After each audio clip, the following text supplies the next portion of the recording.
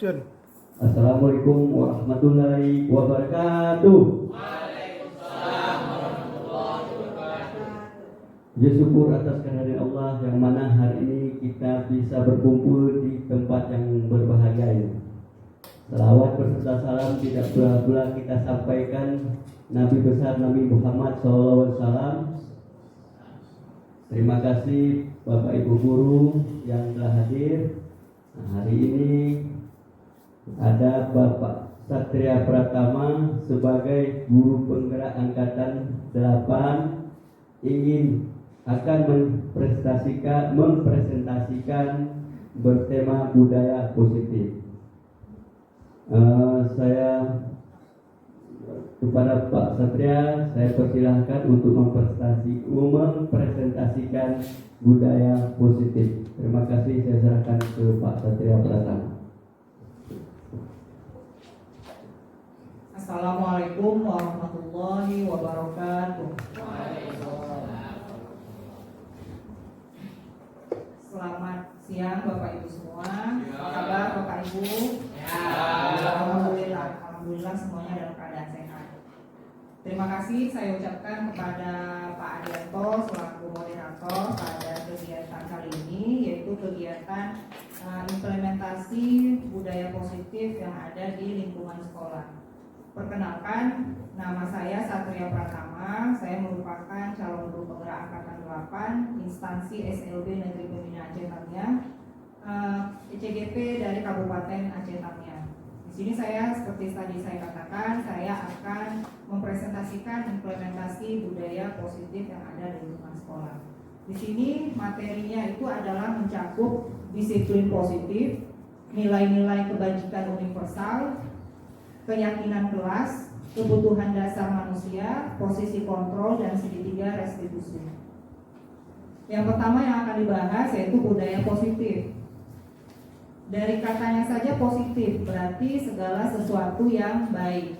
Jadi budaya yang baik, yaitu budaya positif, budaya yang merupakan perwujudan dari nilai-nilai atau keyakinan universal yang diterapkan di sekolah. Budaya positif itu diawali dengan perubahan paradigma tentang teori kontrol, di mana teori kontrol itu adalah teori guru yang mengontrol tingkah laku, baik itu tingkah laku guru itu sendiri maupun teori kontrol tingkah laku terhadap murid. Kemudian dari budaya timbullah disiplin. Budaya itu kan nantinya akan menjadi suatu kebiasaan. Maka kebiasaan-kebiasaan itu akan menimbulkan suatu disiplin, yaitu disiplin positif, di mana disiplin positif itu adalah merupakan suatu cara atau tindakan yang dilakukan tanpa kekerasan dan ancaman, yang praktiknya dalam adanya komunikasi yang baik antara guru dan murid. Dari disiplin tersebut diharapkan murid bertanggung jawab serta rasa hormat dalam berinteraksi. Intinya, budaya positif itu menciptakan lingkungan yang positif, lingkungan komunikasi dan interaksi, baik itu guru dan guru, baik itu guru dan murid, pimpinan dalam hal ini kepala sekolah terhadap guru, serta seluruh warga sekolah. Itulah artinya budaya positif.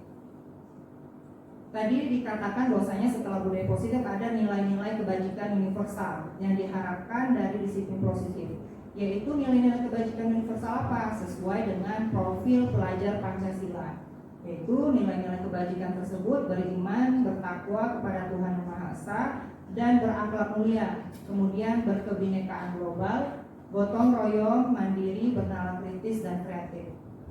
Saya rasa kita semua sudah paham ya Bapak Ibu apa itu makna dari masing-masing elemen dari profil pelajar Pancasila. Nah, setelah itu dalam implementasi budaya positif ini memang ada beberapa kendala dan tantangan. Di antaranya tindakan-tindakan baik itu dari murid terutama ataupun bahkan warga sekolah, yaitu tindakan-tindakan yang melenceng atau menyimpang dari nilai-nilai kebajikan universal tadi, di antaranya profil pelajar Pancasila. Maka jika terjadi penyelewengan atau tindakan-tindakan yang tidak sesuai, maka ada yang namanya hukuman, konsekuensi, dan restitusi yang dikutip dari Gosen tahun 1998. Jadi bagaimana suatu tindakan yang menyeleweng itu tindak lanjutnya bagaimana? Apakah diberikan hukuman, konsekuensi, atau restitusi? Nah, di sini ada perbandingannya Bapak Ibu, di mana hukuman itu lebih kepada arah negatif, sedangkan konsekuensi dan konsekuensi itu sifatnya netral, sedangkan restitusi bersifat positif. Maka di sini jika contohnya hukuman itu arahnya negatif, yaitu sesuatu yang menyakitkan yang harus terjadi. Biasanya kita memberikan hukuman pada anak itu memberikan mungkin rasa trauma kepada anak, maka bisa dikatakan itu sebagai sesuatu yang negatif. Kemudian konsekuensi itu bersifat netral, yaitu sesuatu yang harus terjadi. Nah, kalau restitusi itu merupakan suatu pilihan. Kita bahas satu-satu, yaitu hukuman. Kenapa dibilang ke arah negatif? Ataupun di sini bahkan identitasnya gagal karena sesuatu yang menyakitkan. Kemudian tidak nyaman untuk murid dalam waktu yang jangka panjang, seperti yang saya katakan tadi, mungkin trauma. Kemudian murid akan tersakiti, seperti itu. Kemudian kalau konsekuensi, sesuatu itu harus terjadi, tidak nyaman juga dalam jangka waktu pendek. Kemudian murid juga tidak nyaman. Sedangkan pilihan terakhir yaitu sangat positif, yaitu restitusi, di mana restitusi ini merupakan pilihan-pilihan. Kemudian menguatkan murid, menguatkan laku murid, menguatkan disiplin murid. Kemudian murid yang melakukan penyelewengan tersebut atau tindakan yang menyimpang akan mendapatkan penguatan-penguatan dari nilai-nilai yang ada. Nah, di sini juga sedikit dijelaskan apa perbedaannya. Hukuman itu yang suatu tindakan yang dilakukan secara spontan dan satu arah, dan tindakan itu lebih ke arah berat dan menyakitkan untuk murid. Kalau konsekuensi itu mendisiplinkan, memberi efek dari peraturan yang sudah ada. Sedangkan restitusi mendisiplinkan murid dengan memberikan penguatan nilai-nilai, seperti itu. Di sini lebih ditekankan ke contoh dari apa perbedaan antara hukuman, konsekuensi, dan restitusi. Contoh, hukuman itu misalnya mencatat 100 kali di dalam buku kalimat, saya tidak akan terlambat lagi karena dia terlambat ke sekolah, karena siswanya terlambat ke sekolah, maka hukumannya membuat 100 kalimat saya tidak akan terlambat lagi. Contoh lagi, lari mengelilingi lapangan basket 2 kali karena sama halnya terlambat hadir ke sekolah, itu namanya hukuman. Tadi membuat siswa tidak nyaman, bahkan mungkin merasa trauma. Kemudian konsekuensi, lari mengelilingi lapangan 2 kali karena terlambat 10 menit untuk pelajaran PJOK, ada konsekuensinya. Konsekuensi itu tadi langsung spontan, seperti itu. Sedangkan contoh lain, membersihkan tumpahan air di meja tulis karena tersenggol saat belajar. Konsekuensinya kalau udah numpah air dibersihin, seperti itu. Nah, selain itu, selain dari hukuman dan konsekuensi, di sini kita lahirnya suatu peraturan itu dari kesepakatan atau keyakinan kelas. Nah, di sini saya membuat seperti kesepakatan dan keyakinan kelas terhadap murid-murid kita, Bapak Ibu. Kita di kelas harus membuat keyakinan bahwasanya dalam suatu kelas itu ada yang namanya peraturan atau keyakinan kelas, kesepakatan. Misal dalam kelas tidak boleh mengganggu temannya, mengangkat tangan jika ingin berpendapat, menghargai teman, menghormati guru, seperti itu Bapak Ibu. Jadi inilah contohnya keyakinan kelas, selalu bersikap positif. Di sini keyakinan kelas ini diterapkan dengan tertulis seperti yang tadi contoh di seperti kertas, boleh papan tulis juga boleh, ada kertas yang untuk bisa ditempelkan. Ini peraturan tertulis. Nah, ini dia contoh-contoh keyakinan kelas, yaitu selalu bersikap positif, senantiasa menjadi yang terbaik. Kemudian setiap anggota kelas perlu belajar, senang, saling menghargai, merasa aman. Kemudian hormat, bekerja, merasa diterima dan dimiliki. Itu namanya keyakinan kelas, Bapak Ibu. Seorang manusia atau mungkin di sini ruang lingkupnya sekolah, murid melakukan hal-hal yang menyeleweng atau tidak mengikuti peraturan karena apa mungkin Bapak Ibu? Karena kebutuhannya tidak dipenuhi. Jadi ada kebutuhan dasar manusia yang harus dipenuhi. Dalam hal ini dalam dunia pendidikan yaitu murid. Apa-apa saja kebutuhan dasar manusia yang harus dimiliki oleh murid? Yang pertama, penguasaan atau dirinya sendiri. Dia berhak menguasai apa yang berhak menjadi milik dia. Dia mempunyai buku, dia mempunyai penghapus, dia mempunyai alat tulis, dia mempunyai kuasa akan benda-benda yang dimiliki dia. Jika kekuasaannya itu diganggu, pasti akan terjadi penyelewengan. Sama halnya dengan kesenangan dia, kemudian dia butuh perhatian, dia butuh kebebasan. Seseorang itu pasti butuh untuk survival atau bertahan hidup. Bertahan hidup pasti dengan adanya baik itu dari kebutuhan rohani maupun jasmani. Inilah dijelaskan lagi bahwasanya kebutuhan itu berhubungan dengan kekuatan untuk mencapai sesuatu, menjadi kompeten, terampil, diakui atas prestasi dan keterampilan kita, didengarkan dan memiliki rasa harga diri. Ini salah satunya yaitu kesenangan tadi, fun, kebutuhan akan untuk merasa senang. Nah, dalam hal ini mencari kesenangan, bermainkah dia, apalagi kita di sini di SLB mungkin anak-anak kita dengan segala keunikannya. Jadi makanya dia juga memiliki kebutuhan untuk bermain, ada saatnya dia bermain seperti itu. Kemudian kebutuhan bertahan hidup, ya misalnya kesehatan, rumah dan makanan, itu dari segi fisik dan jasmani dan rohani maksudnya. Kemudian kasih sayang, tadi kebutuhan untuk diterima itu kasih sayang dan rasa untuk diterima. Kemudian kebebasan, freedom, kebutuhan akan suatu pilihan, dia bebas memilih sesuatu, ya, yang cocok untuk dirinya sendiri, dalam hal ini murid. Kemudian mencoba hal-hal baru, mempunyai kebebasan untuk bergerak, belajar, menginginkan sesuatu seperti itu. Nah, kita sebagai guru, jika ada siswa kita sekali lagi yang kebutuhan-kebutuhan itu tidak dipenuhi, biasanya murid kita itu akan mengalami mungkin tindakan-tindakan yang tidak kita inginkan. Mungkin bisa jadi ada tindakan yang menyimpang. Jadi kita sebagai guru harus memiliki posisi kontrol. Posisi kontrol apa ini? Ada 5. Jika seorang siswa melakukan suatu kesalahan atau mungkin melakukan suatu peraturan yang dilanggar. Jadi apa posisi kontrol kita guru?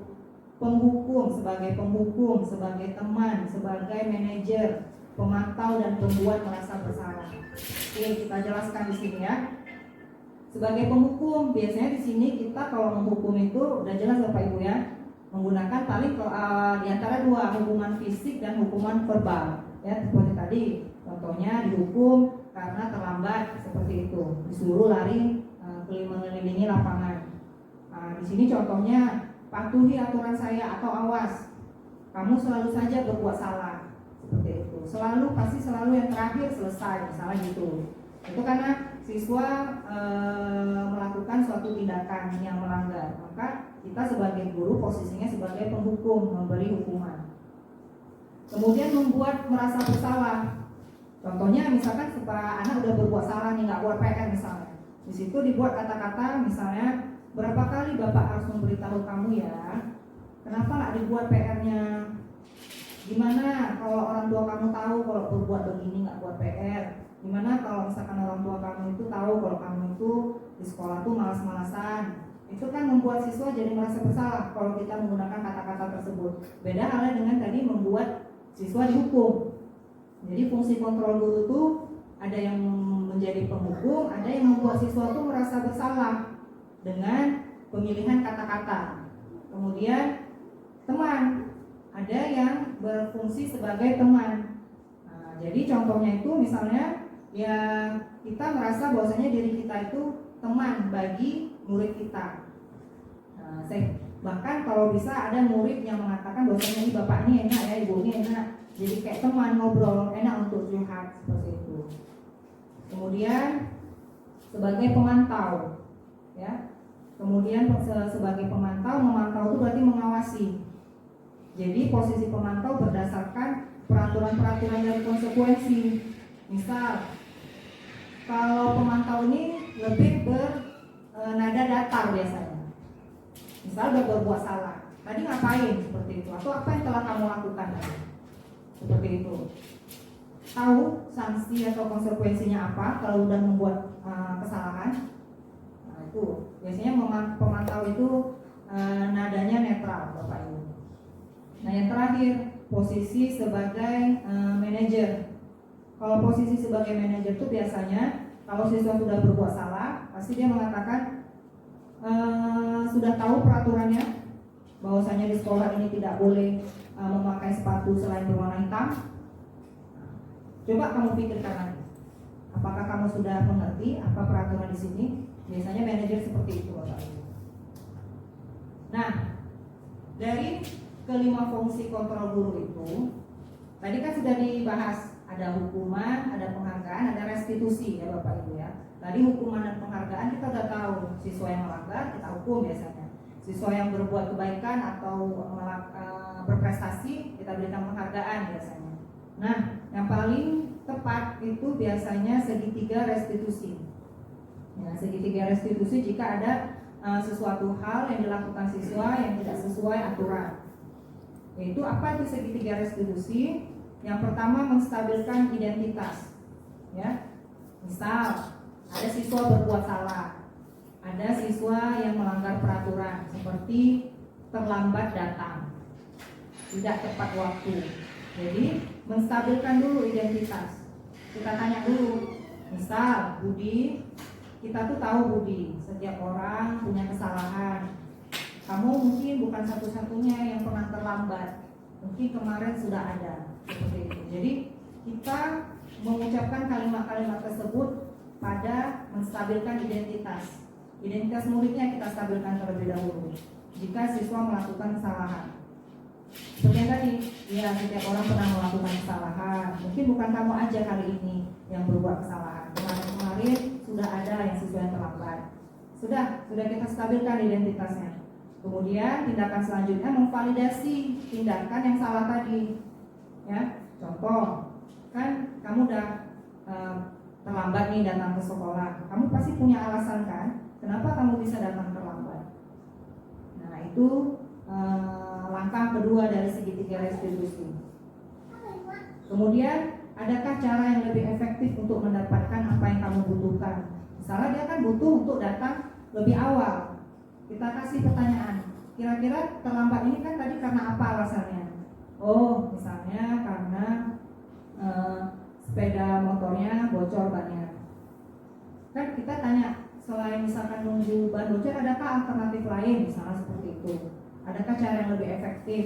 Atau sepeda motor ditinggal, kita menumpang, atau kita naik angkutan umum lainnya, seperti itu. Setelah melakukan tahap kedua, maka kita melakukan tahap ketiga, yaitu menanyakan keyakinan.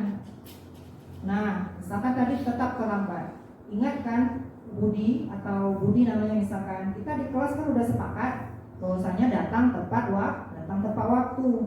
Yang tadi keyakinan kelas yang ditempel di kelas. Maka ditanya lagi menanyakan keyakinan kelas. Jadi keyakinan kelas yang sudah kita sepakati itu apa? Tidak boleh datang terlambat. Nah, kemudian kalau misalkan kamu datang terlambat tuh mau jadi apa? Seperti itu kan? Mau jadi orang yang seperti apa kamu kalau terlambat? Seperti itu, makanya besok-besok jangan terlambat lagi. Usahakan disiplin tepat waktu. Seperti itu adalah salah satu cara, namanya segitiga restitusi, untuk menguatkan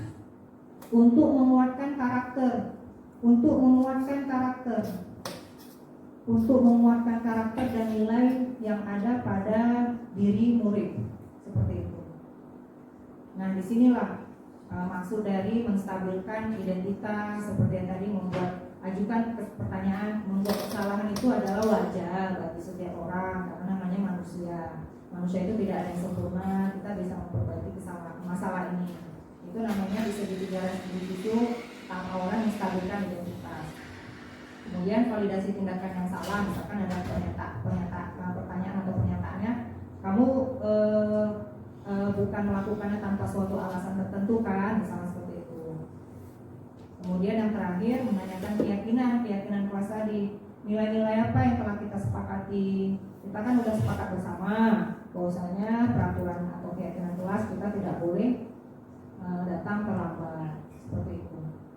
Jadi itulah budaya positif yang harus kita implementasikan, yang harus kita lakukan dalam kita berkehidupan di sekolah ini, dalam kita melakukan aktivitas di sekolah ini. Budaya positif itu tadi untuk dengan mencanangkan nilai-nilai kebajikan universal yang terdapat pada profil pelajar Pancasila, yaitu beriman dan bertakwa kepada Tuhan Yang Maha Esa, kemudian bergotong royong, berkebinekaan global, kreatif, mandiri. Itulah akhir dari maksud budaya positif. Jadi inilah pemaparan dari implementasi budaya positif yang bisa saya sampaikan. Saya kembalikan kepada Bapak Arianto selaku moderator. Ya, terima kasih penjelasannya dari Bapak Satrias sebagai guru penggerak kecerdasan. Nah, selanjutnya dari Bapak Ibu guru, mungkin ada yang dipertanyakan, silahkan. Terima kasih kepada Bapak.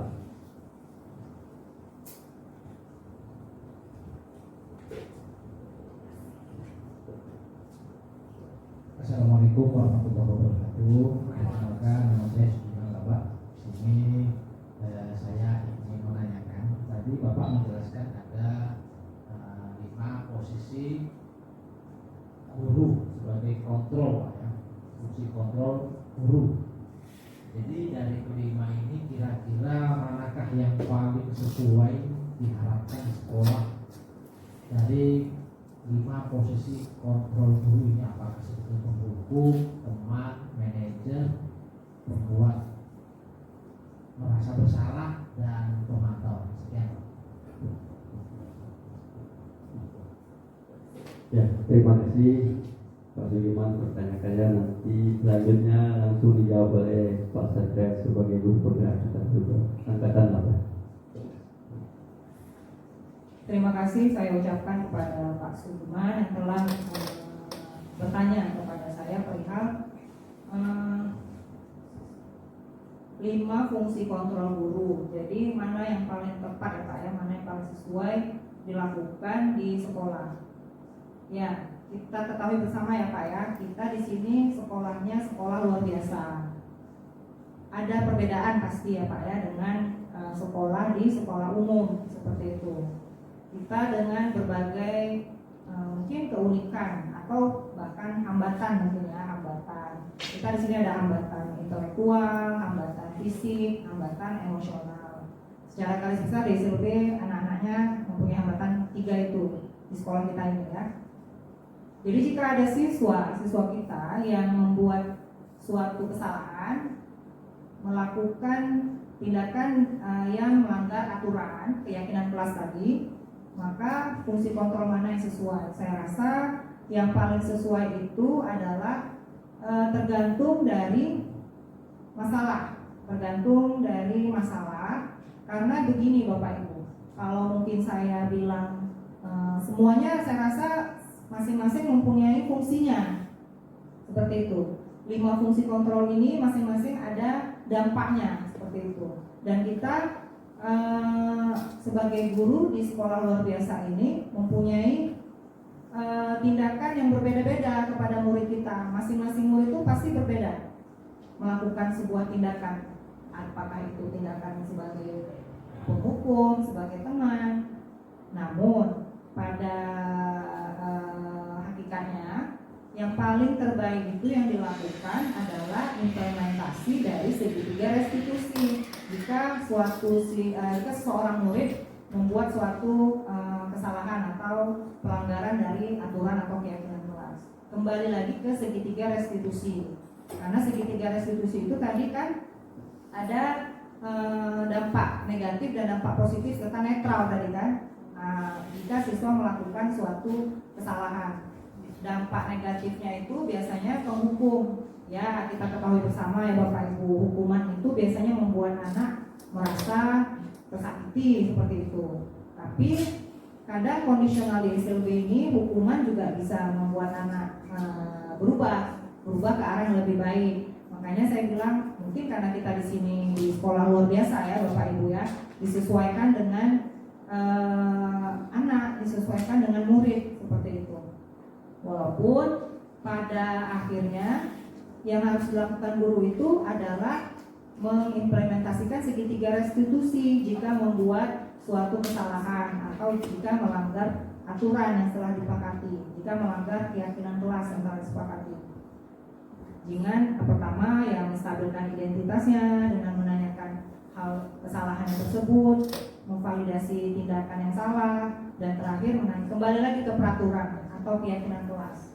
Kan sudah disepakati nih kita seperti ini, jadi mau bagaimana seperti itu. Itulah yang langkah yang paling tepat jika ada murid yang melakukan suatu kesalahan atau melanggar peraturan seperti itu. Terima kasih penjelasannya Pak Satria. Gimana Pak Sudiman, penjelasan tidak bisa diterima? Mungkin ada tambahan sanggahan dari bapak-bapak ibu guru yang lain? Ada tambahan? Oke, kalau tidak ada saya serahkan lagi ke Pak Satria. Jika tidak ada dari Bapak Ibu lagi yang memberikan pertanyaan atau mungkin pendapat, ya saya di sini ingin memberi penekanan mungkin ya, memberikan penekanan atau kesimpulan apa yang kita lakukan hari ini, apa yang saya lakukan hari ini kepada Bapak Ibu, yaitu implementasi atau budaya positif, atau saya memberikan materi kepada kita semua perihal budaya positif itu apa, dan saya dan kita semua ya, nggak hanya saya, mudah-mudahan kita semua bisa paham budaya positif itu apa, dan tidak hanya paham namun mengimplementasikan budaya positif tersebut di sekolah, karena ujung-ujungnya dari budaya positif itu adalah segitiga restitusi jika siswa melakukan suatu kesalahan. Bisa juga Bapak Ibu sebenarnya gak hanya siswa, mungkin karena kita di lingkungan siswa, mungkin di lingkungan keluarga, mungkin anak kita, atau mungkin yang berhubungan dengan murid ya, karena di sini kita berbicara di pendidikan, di dunia sekolah. Tapi tadi seperti kalian katakan, bisa juga kita terapkan mungkin kepada anak-anak kita di rumah, di keluarga kita, seperti itu. Jadi inilah Bapak Ibu yang bisa saya sampaikan perihal implementasi budaya positif di sekolah yang ada di modul guru penggerak. Yang mudah-mudahan apa yang saya sampaikan, apa yang kita diskusikan hari ini mudah-mudahan bermanfaat untuk kita semua. Saya mohon maaf apabila ada kesalahan. Assalamualaikum warahmatullahi wabarakatuh. Saya kembalikan kepada Bapak Moderator. Ya, terima kasih penjelasannya Pak Satria sebagai guru penggerak. Sangat bagus. Kami terutama yang belum menjadi guru penggerak semoga bersemangat supaya kami juga bisa seperti Pak Satria, kan begitu? Semangat Pak Adi. Selanjutnya terima kasih Bapak Ibu guru yang sudah hadir. Dan terima kasih kepada Pak Satria sudah memberi materi kepada kami. Semoga ilmunya berkah buat kami semua. Amin. Selanjutnya terima kasih, saya akhiri. Wabillahi taufiq. Assalamualaikum warahmatullahi wabarakatuh.